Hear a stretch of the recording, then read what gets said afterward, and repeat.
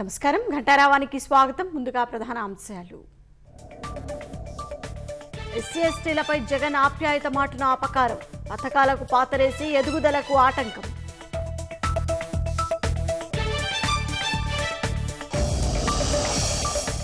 రాష్ట్రంలో పట్టాలు తప్పిన ప్రాంగణ నియామకాలు, నైపుణ్య శిక్షణ అటకెక్కించడంతో ముందుకు రాని ఐటీ సంస్థలు.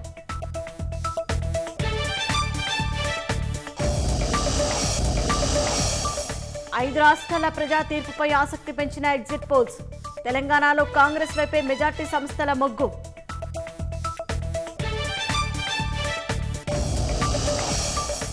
ఇజ్రాయెల్ హమాస్ మధ్య ముగిసిన 7 రోజుల కాల్పుల విరమణ ఒప్పందం, మరో రోజు పొడిగించేందుకు మధ్యవర్తుల సంప్రదింపులు.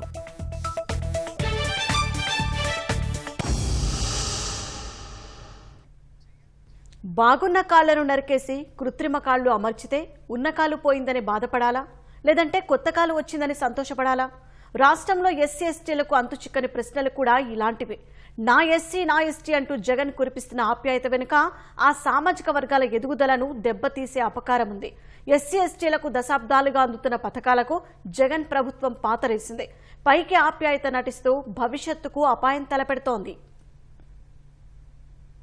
నా ఎస్సీలకు నా ఎస్టీలకు పేరు పేరున హృదయపూర్వకంగా అభినందనలు తెలియజేస్తా ఉన్నాను మీ అందరికీ కూడా. ఏ సభలో చూసినా జగన్ చెప్పే మాటలివే. తియ్యటి మాటలు చెప్పే జగన్ చేతల్లో చేటు తలపెడుతున్నారు. ఆయన ఆప్యాయత వెనక అట్టడుగు వర్గాలు స్వయంగా ఎదగకుండా తన దయా దాక్షిణ్యాలపైనే ఆధారపడి బతికేలా దురాలోచన ఉంది. ఎస్టీలకు అందుతున్న నాణ్యమైన విద్య, ఏళ్లుగా అమలవుతున్న ప్రత్యేక పథకాలను రద్దు చేసి సొంతగా ఎదిగే అవకాశాలు లేకుండా చేస్తోంది. అందులో మొదటగా చెప్పుకోవాల్సింది కుల కార్పొరేషన్ల నిర్వీర్యం. కార్పొరేషన్ల ద్వారా స్వయం ఉపాధి రాయితీ రుణాలు పొంది ఎన్నో వేల ఎస్సీ ఎస్టీ కుటుంబాలు పేదరికాన్ని జయించాయి. అలాంటి కుల కార్పొరేషన్లను జగన్ అధికారంలోకి రాగానే ఒక్క కలంపోటుతో నిర్వీర్యం చేశారు. ఎస్సీ కార్పొరేషన్ను మాల, మాదిగ, రెల్లి కార్పొరేషన్లుగా విభజించి వారికి మేలు చేస్తున్నట్లు చిత్రీకరించారు. వీటిలో డైరెక్టర్లుగా, చైర్మన్లుగా పార్టీ నేతలకు ఇబ్బడిముబ్బడిగా రాజకీయ పదవులు కట్టబెట్టి ఆ కార్పొరేషన్లను రాజకీయ పునరావాస కేంద్రాలుగా మార్చారు. పోని వాటి ద్వారా ఎస్సీ ఎస్టీలకు ఏమైనా లాభం చేకూర్చారా అంటే అదీ లేదు. ఆయా కార్పొరేషన్ల ద్వారా రాయితీ రుణాల మంజూరే లేకుండా చేశారు. నవరత్న పథకాల నిధులనే బదిలీ చేస్తూ అంకెల గారడీతో జగన్ నిలువున ఎస్సీ ఎస్టీలను వంచిస్తున్నారు. వైకాపా అధికారం చేపట్టిన తొలి ఏడాది ఎస్సీ ఎస్టీ కార్పొరేషన్ల ద్వారా దాదాపు 1000 కోట్ల రూపాయల రాయితీ రుణాలివ్వాలని లక్ష్యంగా పెట్టుకుంది. ఒక్కరికి ₹1 రాయితీ రుణం ఇవ్వకుండా ఈ పథకాన్ని నిలిపేశారు. అంతేకాదు, గత ప్రభుత్వం స్వయం ఉపాధి కోసం ఇచ్చిన రాయితీ సొమ్ము 750 కోట్లు బ్యాంకుల్లో ఉంటే ఆ పథకాన్ని కొనసాగించకుండా దాన్ని వెనక్కి తీసుకున్నారు. ఇందులో ఎస్సీలకు సంబంధించిన నిధులే 200 కోట్లున్నాయి.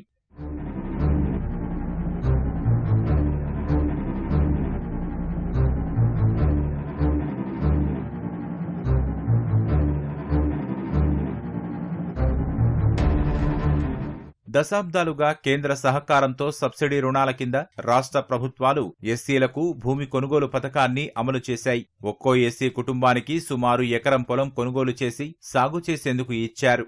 3 దశాబ్దాలుగా వేల మంది ఎస్సీ మహిళలకు అండగా ఉన్న ఈ పథకాన్ని వైకాపా అధికారం చేపట్టాక నిలిపేసింది.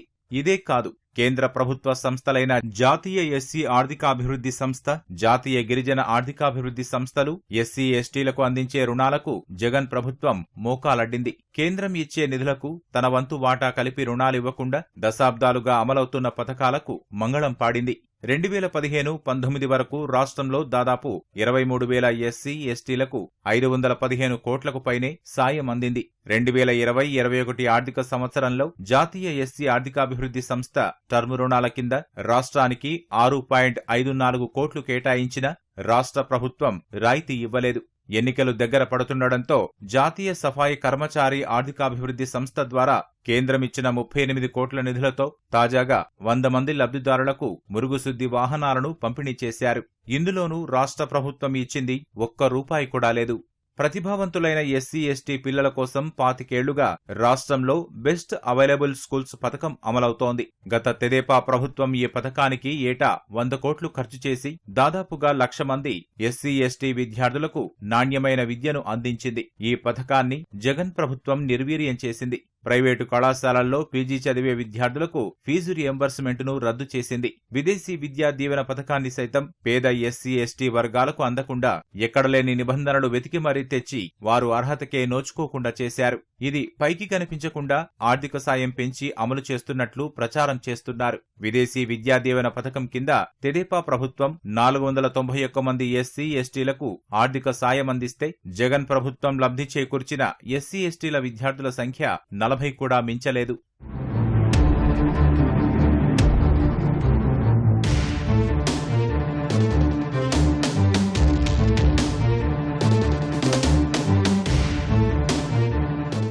ఇక ఎస్సీ ఎస్టీలు అత్యున్నత కొలువులు సాధించేందుకు దేశంలోనే పేరెన్నికగన్న కోచింగ్ సెంటర్లలో సివిల్స్ సర్వీసెస్ పరీక్షలకు ఉచిత శిక్షణ ఇప్పించేందుకు ఉద్దేశించిన విద్యోన్నతి పథకాన్ని జగన్ నిలిపేశారు. గత ప్రభుత్వం ఒక్కో విద్యార్థిపై 1,00,000కు పైగా ఖర్చు పెట్టి శిక్షణ ఇప్పించింది. దాదాపుగా 2,500 మందికి ఆర్థిక సాయం అందించింది. ఎన్నికలు దగ్గర పడుతున్నాయనే ఆలోచనతో జగన్ కొత్త ఎత్తుగడ వేశారు. సివిల్స్ సర్వీసెస్ పరీక్షల్లో ఉత్తీర్ణులయ్యేందుకు ఉచితంగా శిక్షణ ఇవ్వకుండా ప్రిలిమ్స్, మెయిన్స్ కు అర్హత సాధించిన వారికి ఆర్థిక సాయం అందిస్తామనేలా ప్రోత్సాహక పథకాన్ని తెచ్చారు. ఎన్నికల నాటికి దీని ద్వారా అందే సాయము పరిమితం కానుంది. ఇదే కాకుండా వివిధ పోటీ పరీక్షలకు ఉచితంగా ఉద్యోగ శిక్షణ ఇచ్చే స్టడీ సర్కిళ్లను రాష్ట్రంలో నామమాత్రం చేశారు. రాష్ట్రంలో బడుగు బలహీన వర్గాల సంక్షేమం ఎలా సంక్షోభంలో పడిందో ఆయా గురుకులాల్లో వసతులు చూస్తే తెలుస్తుంది. 400 మంది పిల్లలున్న కోనసీమ జిల్లా గోడి గురుకుల పాఠశాలలో 2 టాయిలెట్లు ఉన్నాయి. కనీసం కప్పుకోవడానికి దుప్పట్లు కూడా సరిపడా ఇవ్వలేదు. తెలుగుదేశం అధినేత చంద్రబాబు తిరుమల శ్రీవారిని దర్శించుకున్నారు. సతీమణి భువనేశ్వరితో కలిసి ఆయన శ్రీవారి దర్శనం చేసుకున్నారు. చంద్రబాబు దంపతులకు వైకుంఠం కాంప్లెక్స్ వద్ద తిరుమల తిరుపతి దేవస్థానం అధికారులు స్వాగతం పలికి దర్శన ఏర్పాట్లు చేశారు. శ్రీవారి దర్శనం అనంతరం రంగనాయకుల మండపంలో చంద్రబాబు దంపతులకు వేద పండితులు వేదాశీర్వచనం పలికారు. అనంతరం అర్చకులు స్వామివారి తీర్థ ప్రసాదాలు అందజేశారు. చంద్రబాబు దంపతుల వెంట అమర్నాథ్ రెడ్డి సహా పలువురు తెలుగుదేశం నాయకులు ఉన్నారు. వెంకటేశ్వర స్వామి పాద పద్మాల చింత పుట్టాను. అక్కడి నుంచి అంచెలంచెలుగా పెరిగి ప్రజాసేవకు అంకితమయ్యాను. వెంకటేశ్వర స్వామి మా ఇంటి దైవం. ఎప్పుడు కూడా ఆయన తలుచుకుని ఏ కార్యక్రమమైనా ప్రారంభిస్తాం. అదే సమయంలో 2003 బ్రహ్మోత్సవాలకు నేను దేవునికి సాంప్రదాయ ప్రకారం గవర్నమెంట్ ఆనర్స్ అన్ని కూడా ఇచ్చే సమయంలో అలిపిరి దగ్గర 24 క్లెయిమోర్ మైన్స్ నా మీద బ్లాస్ట్ చేసినప్పుడు సాక్షాత్ వెంకటేశ్వర స్వామి ప్రాణభిక్ష పెట్టాడు. అది నా నమ్మకం, నా విశ్వాసం. అందుకే మొన్న కూడా నాకు కష్టం వచ్చినప్పుడు వెంకటేశ్వర స్వామికి మొక్కున్నాను. మొట్టమొదటిసారిగా ఆయన దర్శనం చేసుకున్న తర్వాతనే వేరే కార్యక్రమాలు చేస్తానని చెప్పి మొక్కున్నాను. ఆ మొక్కులు తీర్చుకోవడానికి ఇక్కడ నేను రావడం జరిగింది. ఈరోజు నేను ఎప్పుడు కూడా వెంకటేశ్వర స్వామిని ఒక్కసారి తలుచుకుంటానే ఉంటాను. రాత్రిలో కానీ పగలు కానీ ఏ పని చేసే మునుపు కూడా ఆయన ఒకసారి తలుచుకొని ఆ కార్యక్రమానికి శ్రీకారం చుడుతూ ఉంటాను. నేను ఒకటే ఆయన కోరుకుంటాను, ధర్మాన్ని కాపాడమని. ఎందుకంటే కలియుగంలో వెంకటేశ్వర దేవుడు వెంకటేశ్వర స్వామి అవతారంలో పుట్టి కలియుగంలో ధర్మాన్ని పరిరక్షించడం కోసం ఆయన రావడం జరిగింది. అదే సమయంలో నా కోరిక భారతదేశం ప్రపంచంలో అగ్రస్థానంలో ఉండాలనేది. అదే మాదిరిగా భారతదేశంలో తెలుగు జాతి ప్రపంచంలోనే నెంబర్ 1 జాతిగా ఉండాలనేది నా ఆకాంక్ష. దానికోసమే ఆయన ఆశీస్సుతో నేను పనిచేస్తున్నాను. అదేవిధంగా రాబోయే రోజుల్లో కూడా ప్రపంచంలోని అత్యున్నతమైన నాగరికత భారతదేశానిది. అందులో తెలుగు ప్రజానికం ఎప్పుడూ ముందుంటారు. తెలుగుదేశం పార్టీ కాబట్టి నేను ఎప్పుడు కూడా భారతదేశం బాగుండాలి, అగ్రస్థానంలో ఉండాలి, అందులో తెలుగు జాతి అగ్రస్థానంలో ఉండాలని కోరుకుంటున్నాను. ఈరోజు కూడా అదే స్వామిని కోరుకుని నా కార్యక్రమాలు నేను ప్రారంభిస్తాను. అందుకనే ఈరోజు మరొక్కసారి వెంకటేశ్వర స్వామికి మనస్ఫూర్తిగా కృతజ్ఞతలు తెలియజేసుకుంటూ ఏ సంకల్పం అయితే మీరు నా ద్వారా చేపించారో ఆ సంకల్పాన్ని ముందుకు తీసుకుపోవడం కోసం శక్తిని, సామర్థ్యాన్ని, తెలివితేటల్ని, ఆరోగ్యాన్ని అన్నీ ఇచ్చి నన్ను ఆశీర్వదించమని కోరుకున్నాను. ఇటీవల జరిగిన నేను కష్టాల్లో ఉన్నప్పుడు ప్రజలందరూ కూడా, ఇక్కడ ఉండే ప్రజలే కాకుండా ప్రపంచంలో ఉండే ప్రజానీకం అంతా కూడా వారి యొక్క సంఘీభావాన్ని తెలియజేశారు. వారికి కూడా మనస్ఫూర్తిగా నమస్కారం తెలియజేసుకుంటూ, ఇక్కడ నేను రాజకీయాలు మాట్లాడాను, ఇక్కడ ఒకటే ఉండాలి, ఒకే గోవిందనామ స్మరణం తప్ప వేరే ఉండడానికి వీలు లేదు. అది నా యొక్క సంకల్పం కూడా ఎప్పటి నుంచి చేస్తూ వచ్చాను. దానికి కట్టుబడి మిగిలిన విషయాలతో తర్వాత నేను మాట్లాడతాను. అన్ని విషయాలు రాబోయే రోజులు నేను మాట్లాడతాను, ఏ విధంగా రావాలన్న విషయాన్ని. ఈరోజు నేను వచ్చింది దేవుని యొక్క కూడా దైవ సంకల్పం ఉండాలి, సహకారం ఉండాలి మనం చేసే పనులన్నింటికి. అందుకే ముందు ఇక్కడికి వచ్చాను. ఇక్కడి నుంచి ఇంకా 2-3 టెంపుల్స్ కానీ మిగిలిన విషయాలను చూసిన తర్వాత నెక్స్ట్ కార్యక్రమాన్ని రూపొందిస్తాను. నేను ఒకటే చెప్తున్నా, నా సంకల్పం చాలా స్పష్టం.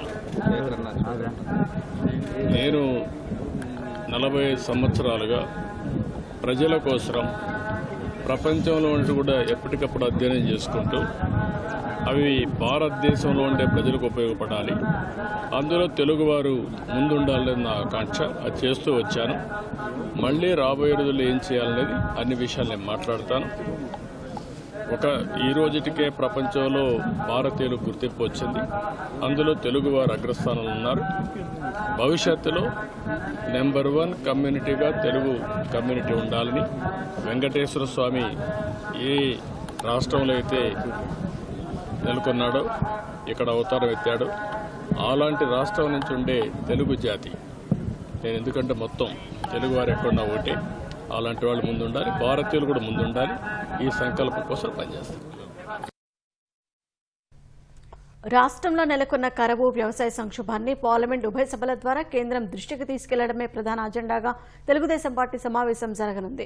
ఉండవల్లిలోని చంద్రబాబు నివాసంలో జరిగే ఈ భేటీలో ఎంపీలకు దిశానిర్దేశం చేయనున్నారు.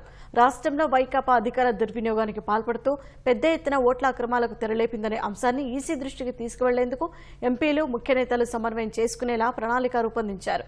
శనివారం జరిగే అఖిలపక్ష సమావేశంలో చంద్రబాబు, లోకేష్లపై అక్రమ కేసుల అంశాన్ని ప్రస్తావించాలని తెలుగుదేశం ఎంపీలు యోచిస్తున్నారు. తిరుమల నుంచి అమరావతికి బయలుదేరి వెళ్లనున్న చంద్రబాబు శనివారం కనకదుర్గమ్మను, ఆదివారం సింహాచలం అప్పన్నను, డిసెంబర్ 5న శ్రీశైలం మల్లన్నను దర్శించుకోనున్నారు. సరిగ్గా తెలంగాణలో ఎన్నికలకు కొద్ది గంటల సమయం ఉండగా ఆంధ్రప్రదేశ్ ప్రభుత్వానికి జలహక్కులు గుర్తొచ్చాయి. భారీ సంఖ్యలో నాగార్జున సాగర్ వద్దకు వెళ్లిన ఏపీ పోలీసులు 13 గేట్ల స్వాధీనానికి ప్రయత్నించడం చర్చనీయాంశమైంది. హఠాత్తుగా ఈ దండయాత్ర ఎవరికి ప్రయోజనం కలిగించేందుకనే ప్రశ్నలు వెల్లువెత్తుతున్నాయి. ఉలుకు పలుకు లేకుండా, ముందస్తుగా ఎలాంటి చర్చలు లేకుండా జగన్ ప్రభుత్వం నాగార్జున సాగర్ పైకి దండయాత్రకు వెళ్లింది. తెలంగాణలో పోలింగుకు కొద్ది గంటల ముందు వైకాపా సర్కారుకు హఠాత్తుగా రాష్ట్ర హక్కులు గుర్తొచ్చాయి. కీలక ఎన్నికల వేళ రాష్ట్ర సరిహద్దులో ఉద్రిక్తతలు సృష్టించేందుకు వ్యూహం రూపొందించారు. ఈ పరిణామం ఆంధ్రప్రదేశ్కు నీళ్లు సాధించేందుక, పక్క రాష్ట్రంలో రాజకీయ ప్రయోజనాల కోసమా అన్న చర్చకు దారితీసింది. తాగునీటి కోసం కుడి కాలువకు నీళ్లు విడుదల చేయాలని నవంబర్లో ఏపీ అధికారులు అడిగిందీ లేదు, తెలంగాణ కాదన్నదీ లేదు. 4.5 ఏళ్లుగా ఏనాడు రాష్ట్ర సాగునీటి ప్రయోజనాలను పట్టించుకొని రాష్ట్ర ప్రభుత్వం కీలక రాజకీయ తరుణంలో ఇంత హడావుడిగా నాగార్జున సాగర్ 13 గేట్ల స్వాధీనం చేసుకుంది.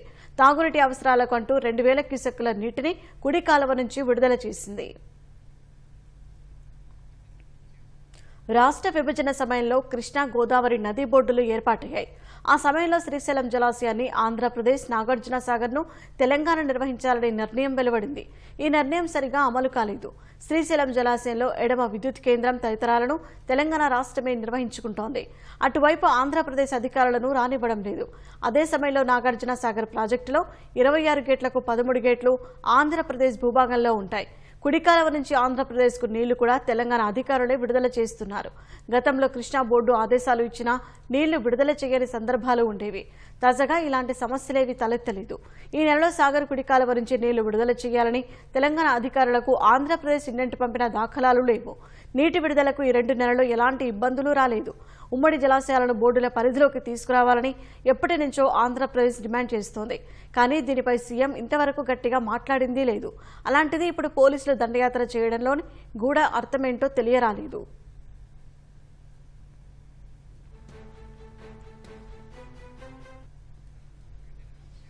ప్రస్తుత నీటి సంవత్సరంలో కృష్ణాలో కరువు వచ్చింది. త్రిసభ్య కమిటీ అక్టోబర్ 6న సమావేశమై ఉమ్మడి జలాశయాల్లో నీళ్లు లేనందున సాగుకు నీటి సరఫరా కష్టమని తేల్చింది.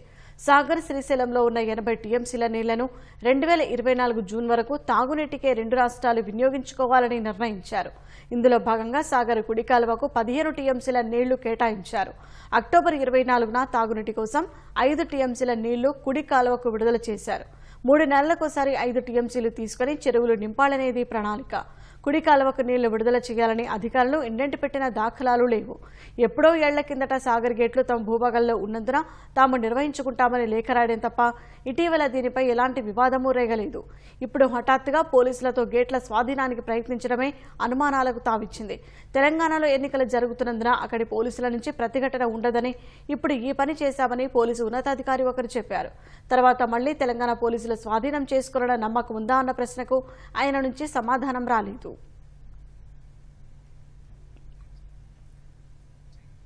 తెలంగాణ అసెంబ్లీ ఎన్నికల్లో 70.66% పోలింగ్ నమోదైంది. చాలా కేంద్రాలలో రాత్రి 9:30 వరకు ఓటింగ్ కొనసాగడం వల్ల పోలింగ్ శాతం మరికొంత పెరిగే అవకాశం ఉందని అధికారులు తెలిపారు. అటు తొలిసారి కాంగ్రెస్ అధికారంలోకి వచ్చే అవకాశం ఉందని మెజార్టీ ఎగ్జిట్ పోల్స్ అంచనా వేశాయి.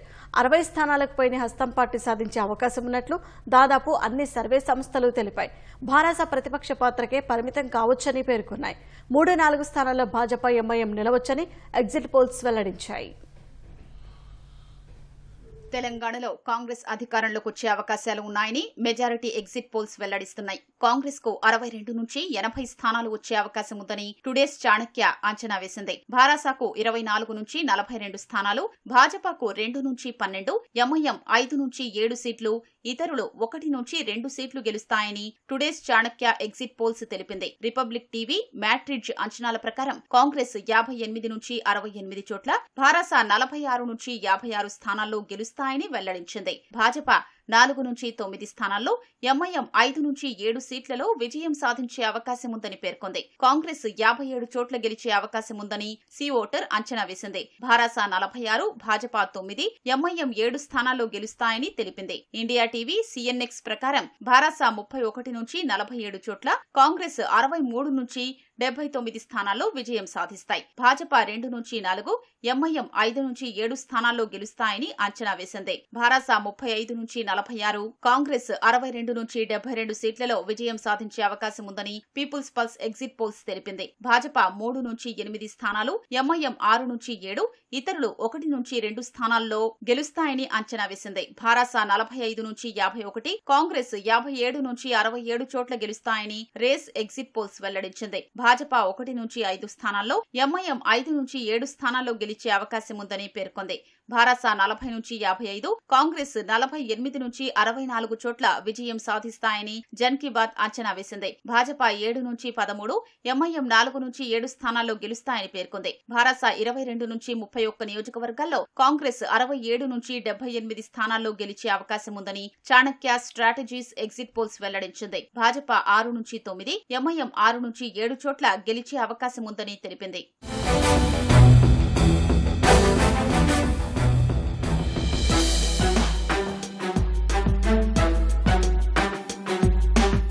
కాంగ్రెస్ కు 56 నుంచి 61 స్థానాలు వచ్చే అవకాశం ఉందని రాజనీతి అంచనా వేసింది. భారాసాకు 45 నుంచి 50 స్థానాలు, భాజపాకు 6 నుంచి 9, ఎంఐఎం 6 నుంచి 7 సీట్లు వస్తాయని రాజనీతి ఎగ్జిట్ పోల్స్ తెలిపింది. అధికార భారాసాకు 58 నుంచి 63 స్థానాలు వస్తాయని ఆత్మసాక్షి అంచనా వేసింది. కాంగ్రెస్ కు 48 నుంచి 51, భాజపాకు 7 నుంచి 8, ఎంఐఎం ఇతరులకు 7 నుంచి 9 సీట్లు వస్తాయని ఆత్మసాక్షి ఎగ్జిట్ పోల్స్ వెల్లడించింది. అధికార భారాసాకు 58 నుంచి 63 స్థానాల్లో గెలుపు ఖాయమని ఆరా అంచనా వేసింది. కాంగ్రెస్ కు 58 నుంచి 67, భాజపాకు 7 నుంచి 8, ఎంఐఎం ఇతరులకు కలిపి 7 నుంచి 9 సీట్లొస్తాయని ఆరా సంస్థ ప్రతినిధులు పేర్కొన్నారు. ఎగ్జిట్ పోల్స్ అంచనాలు ఏ మేరకు ఫలిస్తాయో ఆదివారం వెల్లడి కానున్న ఫలితాల్లో వెల్లడి కానుంది.